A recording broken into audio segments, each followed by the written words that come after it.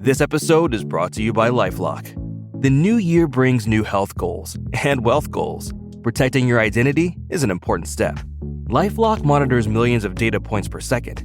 If your identity is stolen, LifeLock's restoration specialist will fix it, guaranteed or your money back. Resolve to make identity health and wealth part of your New Year's goals with LifeLock. Save up to 40% your first year. Visit LifeLock.com/podcast. Terms apply.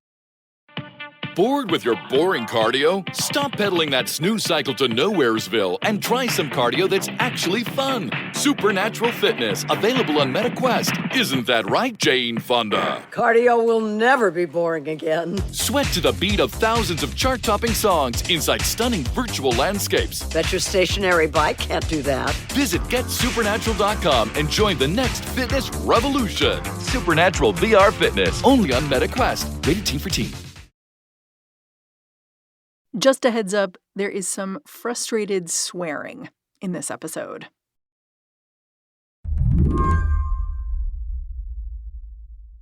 So, Jack Smith has entered the chat.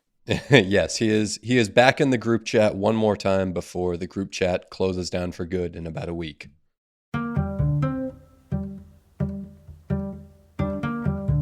Jay Willis covers all things legal over at Balls and Strikes.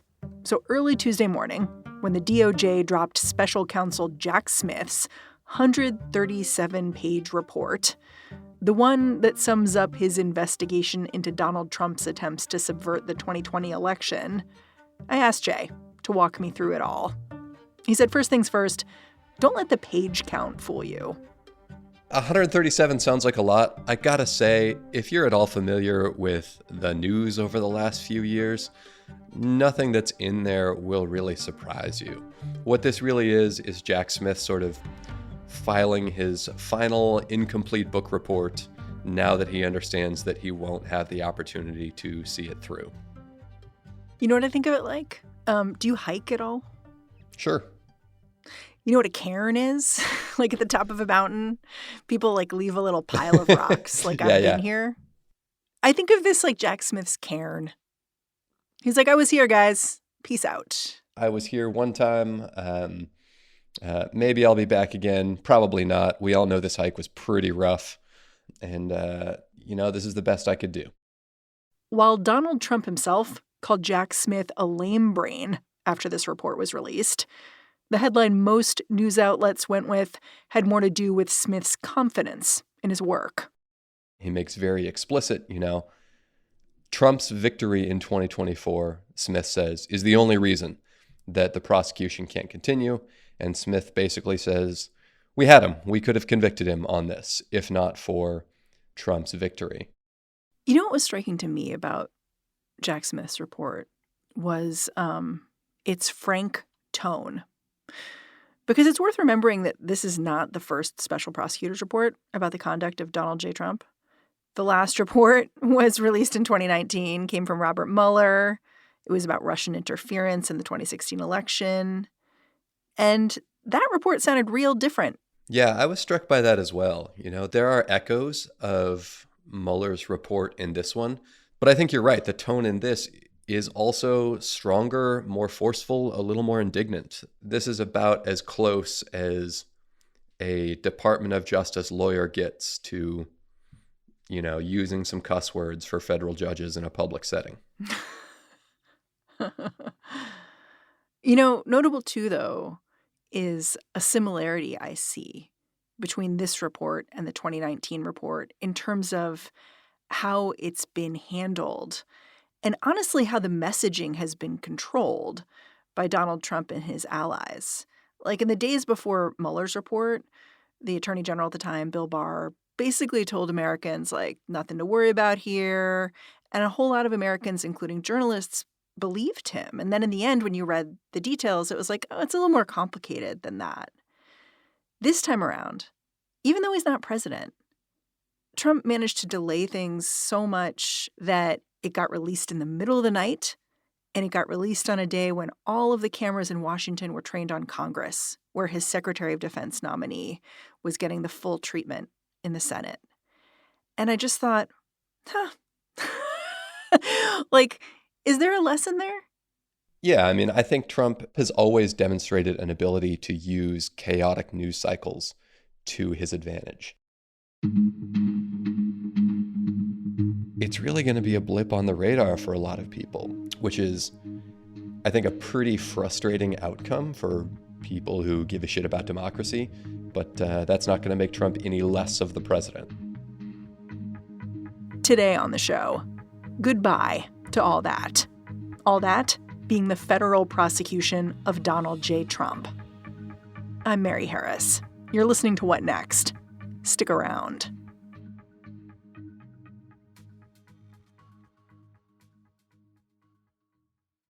This episode is brought to you by Discover. Have you heard about doublenomics? It's okay if you haven't. It is extremely niche and practiced by Discover. Here's an example of doublenomics. Discover automatically doubles the cash back earned on your credit card at the end of your first year with Cashback Match. That means with Discover, you could turn $150 cash back into $300. It pays to Discover. See terms at discover.com/creditcard. This episode is brought to you by Washington Wise. Decisions made in Washington affect your portfolio every day. But what policy changes should investors be watching? Listen to Washington Wise, an original podcast for investors from Charles Schwab, to hear stories making news right now. Host Mike Townsend, Charles Schwab's managing director for legislative and regulatory affairs, takes a nonpartisan look at the stories that matter most to investors, including the policy initiatives for retirement savings, taxes and trade, inflation fears, the Federal Reserve, and how regulatory developments can affect companies, sectors, and even the entire market. Mike and his guests offer their perspective on how policy changes could affect what you do with your portfolio.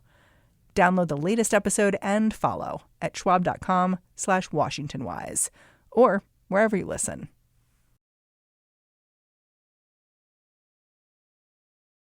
Okay, I know you say there's not a lot new in this report, but I do wonder if you can run down some of the highlights with me, because the sheer scope of what is laid out here is notable.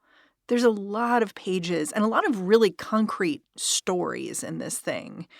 So just lay out for me the top line from your opinion. To me, the most interesting detail, there's always been a dispute between Donald Trump and everyone trying to hold Donald Trump accountable about the extent to which he was responsible for the January 6th riot. Trump's argument has always been, look, I was just giving a speech to my supporters, and the fact that, later people got beat up and people died, that was maybe unfortunate, but not my fault legally. And you can tell that Smith's team has spent a lot of time dealing with this objection, with this defense, because one of the things his report emphasizes is how people who were convicted for January 6th related crimes, people who committed some of the most horrific acts of violence, they said things to the effect of, like, we're doing this for Trump. Trump wanted us to do this. We're doing this because he told us to. Like, it seems like Smith had spent a lot of time trying to make clear that January 6th would not have happened if not for Trump's exhortations of action and of fighting and of violence. Smith also deals with the fact that Trump knew that he was trying to reverse the actual results of the 2020 election, right? That's right. Smith focuses heavily on Trump's state of mind, as you would expect for a prosecutor who needs to prove intent. One other interesting thing is Smith mentions several Supreme Court cases that had sort of narrowed the scope of public corruption laws in recent years. So you have this interesting recap of Smith's team not only assembling their case, but also responding in real time to Supreme Court cases that were coming down, not just that reflected on, Trump's broader criminal immunity, but that related to specific acts for which they were trying to prosecute crime. It's like he's anticipating how people are going to dismiss what he's saying and saying, I don't just have the evidence, I have the arguments that would make this successful. Yeah, Smith's frustration, I think, comes throughout the report in that not only was he trying to do a prosecute a very complicated case, but he's trying to prosecute a complicated case against one of the most famous and powerful people in the country, who is a major party presidential nominee, who is constantly tweeting about the case, about Jack Smith, about, the totally illegal and unfounded prosecution against him, and that Smith is also contending with decisions from other courts that are delaying his work, that are narrowing the scope of conduct that he can prosecute. It feels like he's describing the feeling of the odds sort of slowly getting stacked against him over time. Jack Smith also spends a good chunk of time talking about Donald Trump's efforts to impede his prosecution. He's got a whole section called investigative challenges. Yeah. What are some specific examples of the length the former and soon-to-be president went to here? So Smith talks a little bit about Twitter's resistance to a search warrant for some of Donald Trump's, I think, DMs related to the events of January 6th. He talks about Mike Pence resisting a subpoena. And it's sort of funny in retrospect, right? That now Mike Pence is as critical as Mike Pence is ever going to get of Donald Trump. But at the time, Pence was wanting to be the Republican presidential nominee someday. And so he had to walk this sort of fine line between, cooperating with the January 6th investigation, but not so much that he would alienate Republican primary voters. And so as a result, he resisted the subpoena, which, again, slowed down, frustrated the special counsel's work.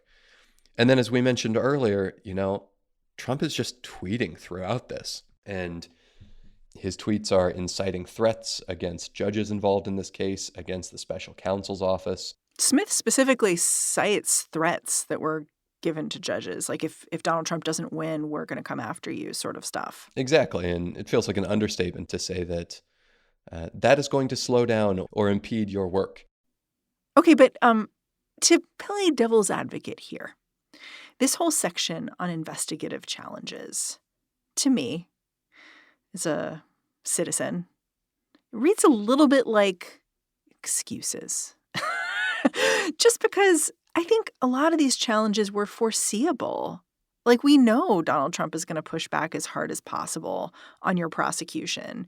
We've seen the way he uses his supporters to kind of browbeat people that are coming out against him.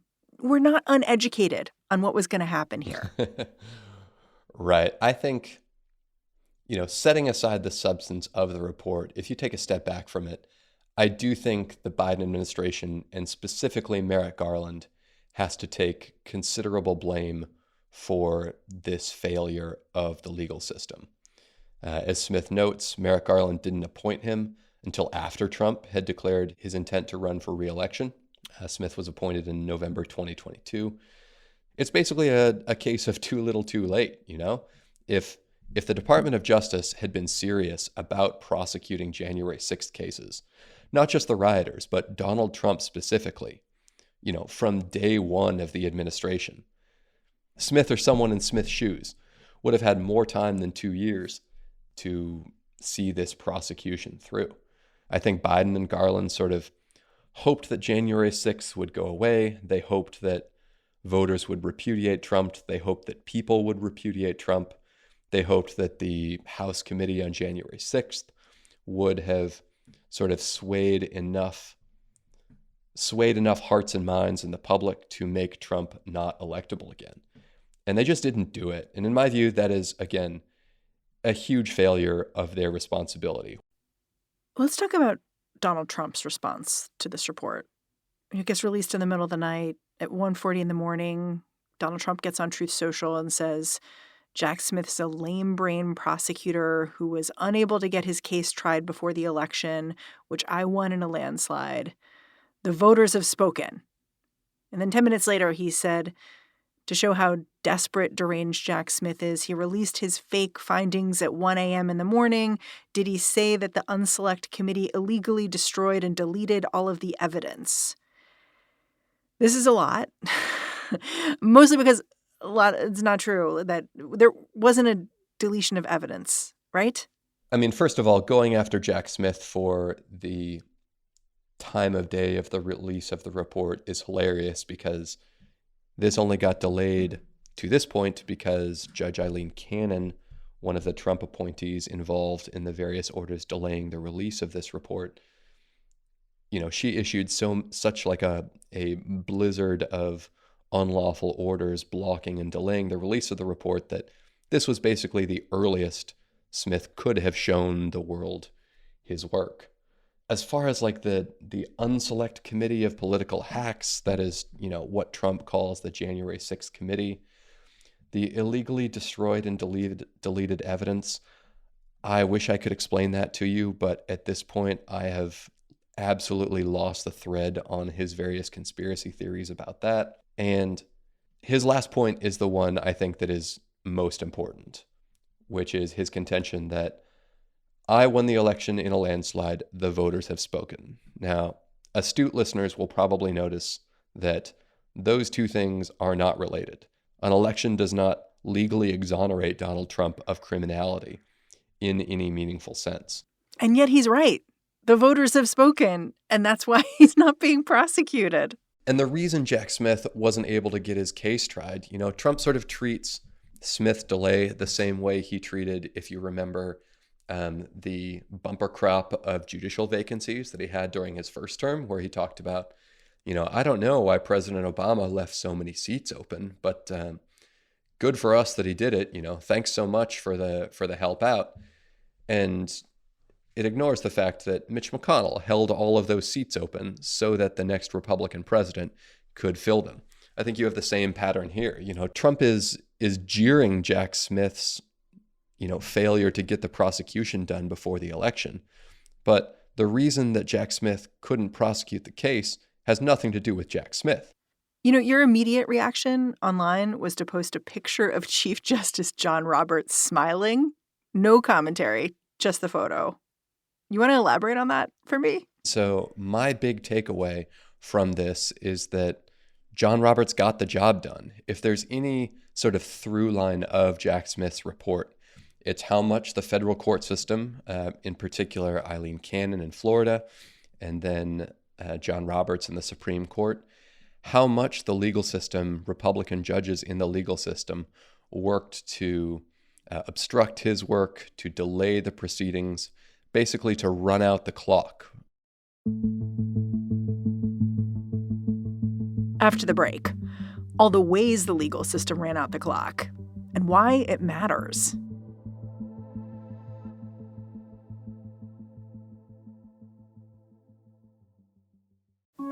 This podcast is brought to you by Progressive Insurance. You chose to hit play on this podcast today. Smart choice. Progressive loves to help people make smart choices. That's why they offer a tool called Auto Quote Explorer that allows you to compare your Progressive car insurance quote with rates from other companies. So you save time on the research and can enjoy savings when you choose the best rate for you. Give it a try after this episode at Progressive.com. Progressive Casualty Insurance Company and Affiliates. Not available in all states or situations. Prices vary based on how you buy. This episode is brought to you by Washington Wise. Decisions made in Washington affect your portfolio every day. But what policy changes should investors be watching? Listen to Washington Wise, an original podcast for investors from Charles Schwab, to hear stories making news right now. Host Mike Townsend, Charles Schwab's managing director for legislative and regulatory affairs, takes a nonpartisan look at the stories that matter most to investors, including the policy initiatives for retirement savings, taxes and trade, inflation fears, the Federal Reserve, and how regulatory developments can affect companies, sectors, and even the entire market. Mike and his guests offer their perspective on how policy changes could affect what you do with your portfolio. Download the latest episode and follow at schwab.com/WashingtonWise or wherever you listen. Bored with your boring cardio? Stop pedaling that snooze cycle to Nowheresville and try some cardio that's actually fun. Supernatural fitness, available on MetaQuest. Isn't that right, Jane Fonda? Cardio will never be boring again. Sweat to the beat of thousands of chart-topping songs inside stunning virtual landscapes. Bet your stationary bike can't do that. Visit GetSupernatural.com and join the next fitness revolution. Supernatural VR Fitness, only on MetaQuest. Rated Teen for Teen. It's worth remembering as we process this report that this Jack Smith case was one of many cases against Donald Trump for his actions in office and beforehand. And I wonder if we could just pour one out for each of these cases and just remind my listeners how they've all shaken out over the last year or so. And maybe it makes sense to start with Jack Smith's other case, the classified documents case. Where does this case stand? And why? So Jack Smith has also prepared a report on the prosecution of Trump for the retention of classified documents at Mar-a-Lago. My listeners might remember all those pictures of like boxes in the bathroom and things like that. So many boxes near toilets. That is where I store important documents in my home. So I understand and appreciate Trump's organizational strategy there. We are probably not going to see Smith's report on the classified documents case. Why not?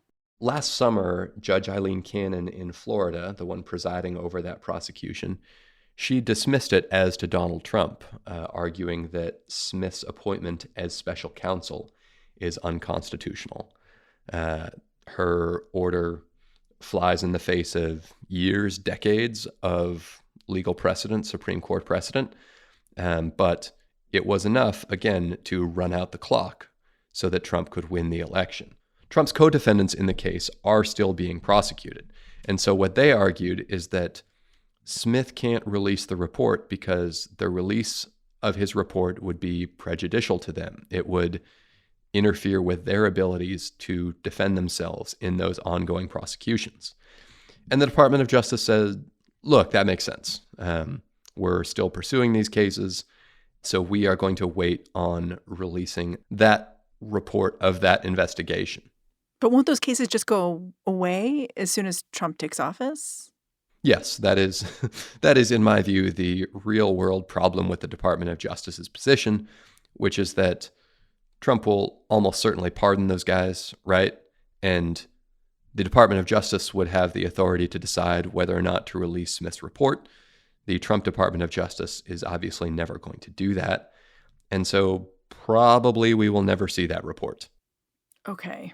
So those are the federal cases. But there are other cases. Like earlier this month, Donald Trump became a convicted felon in New York State for his payments to porn star Stormy Daniels. This despite him asking the Supreme Court to intervene and prevent this sentencing. But I get the sense that you aren't heartened by the fact that this felony conviction was allowed to proceed. I mean, it's notable that the Supreme Court didn't intervene, but it was a 5-4 vote, right? So pretty close. What do you take from the end of this case, which I know is still being appealed, so continues on, but the conviction is there? Trump's sentence in the New York case was unconditional discharge, which is exactly what it sounds like. It imposes no consequences on people convicted of crimes. So no jail time, no fines and fees, no probation, none of the things that normally follow felony convictions in this country's legal system. And I get the sense that's not usual for this particular conviction either. That's right. And the judge in this case made very clear before the sentencing that he was not going to impose any meaningful consequences on Trump in light of Trump's victory in the presidential election. It is such an unserious sentence, again, relative to what people are normally sentenced to, that Trump didn't even have to appear in person. He dialed in via Zoom from Florida. He told the judge that the process had been very unfair. The judge sentenced him to nothing, and everyone carried on living their lives. What I find remarkable about the Supreme Court's decision to allow that sentencing to go forward is that 4 Republican justices couldn't bear the thought of Trump even being subjected to that, even going through the mild public humiliation of having to dial in to a New York courtroom via Zoom from Florida. I think that bodes very poorly for the next couple of years. Here's a lesson I take from all of the cases that were brought against Donald Trump in these last few years. If you're a prosecutor, however hard you think Donald Trump is going to fight you in court, like multiply it by 10 and proceed accordingly. And it just feels like no one did that. They sort of assumed the usual rules applied. Yes, I think you see that from the beginning of this case, a term I'll use broadly to refer to the legal system's efforts to hold Trump accountable for January 6th.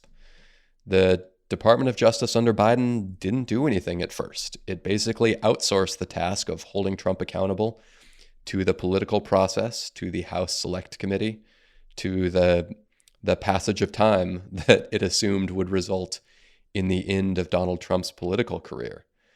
And then, you sort of have this real imbalance of power once Jack Smith started his job, where Smith is using the legal system's tools. He is using case citations and legal jargon and filings and briefs to prosecute the case. Meanwhile, Trump is up on Truth Social every day calling Jack Smith a lying partisan hack. I mean, the way that I put it to a lawyer was that all the lawyers involved in these cases showed up like ready to go to play chess, and they didn't realize that Donald Trump... Yeah, it's chess checkers. Yeah, Donald Trump and his team, they weren't even playing checkers. They were playing like Clue. You know what I mean? And they were just playing a totally different game, a much more accessible game to the general public, something people got. And so at the end of the day, like the simpler game won. Yeah, the Biden administration tried to use the tools of legal process to hold Trump accountable. Trump's defense was less about legal process and more conducted in the court of public opinion. And thanks to the Republican judges who delayed that legal process, it was the court of public opinion that ended up mattering the most. By the time people went to the polls to vote, they didn't have Donald Trump convicted of crimes related to his efforts to overthrow democracy and remain in power. They had sort of a vague, ongoing federal prosecution that your normal, healthy-brained person is not going to fully understand. Very few people who cast a ballot knew about Jack Smith's most recent filing and what the procedural posture of that case was. That's what Trump wanted, and that redounded to his benefit. It's funny. We even, on our show, we kind of debated, like, do we even do this show? Because does this matter in the end, this Jack Smith report? And in all of these prosecutions, will they matter at the end of the day? I'm kind of curious your take on that. I had a similar reaction when I saw the report release, sort of like, oh man, do I really have to read this and write about it? Like, this is all stuff we know. And very few people are going to remember the contents of the Smith report a couple weeks from now. I think that this story is important less for the substance and more for the lessons to be drawn about why the legal system failed here. The challenges with the legal system are that it takes time and it is easy for malevolent actors to drag the process out. That is exactly what happened here. Trump didn't really defend his conduct so much as he kept kicking the can down the road. And judges aligned with him who understood that were willing to kick the can for him. I think there are important lessons to be learned about the limits of the legal system to hold powerful people who abuse their power accountable. But in terms of, what we learned about Trump, this is the same stuff that we learned 4 years ago, 8 years ago, for his entire political career. We know the president that we're getting, and it's the same one who tried to steal the last presidential election. He has not gotten better since. Spoiler alert. Jay, I'm really grateful for your time and for talking it all out with me. Thanks for coming on the show. Hey, thanks for having me as always. Appreciate it. Jay Willis is the editor-in-chief of Balls and Strikes. A note before we go, while I was diving into Jack Smith's report, our team was also keeping their eyes on the Senate hearing for Pete Hegseth, Trump's pick for Secretary of Defense.